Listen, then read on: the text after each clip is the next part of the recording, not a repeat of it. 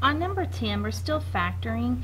It's just not as easy as number 8 and 9 since they had an a value of 1. On number 10, our a value is 5. So we can't just do factors of 6 that add to get negative 17. On this one, we're using, if you remember, what's called the bottoms up method. And so to start the bottoms up method, we have to understand that this 5 is the a value, this negative 17 is the b value, and this 6 is the c value.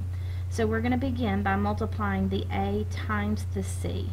And so 5 times 6 gives me 30.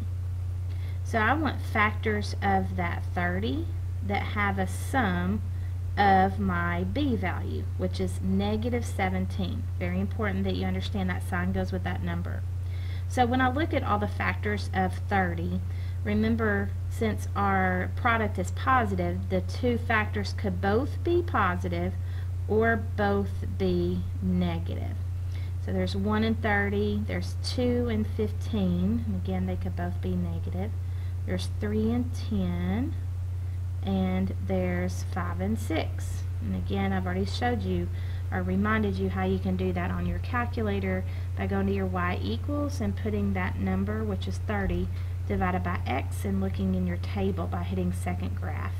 So these are all your positive factors, and then you can go the other side of your 0 and see all the negative ones.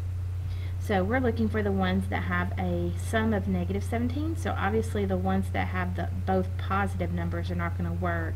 And here's our pair that adds to get negative 17. So I'm going to begin by writing my binomial factors as x minus 2 and x minus 15. Now you're going to be tempted to stop there, but if you multiplied this out, you certainly wouldn't get what you started with. For beginners, x times x is not 5x squared.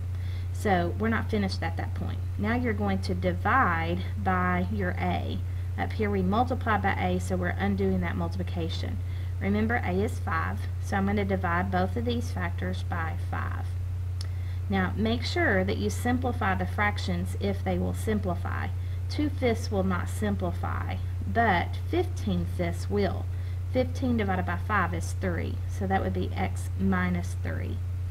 If you still have a fraction, make sure at this point that you're going to move the bottom up. That's why it's called the bottoms up method.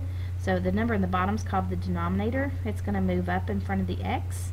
So this binomial becomes 5x minus 2. This one remains x minus 3.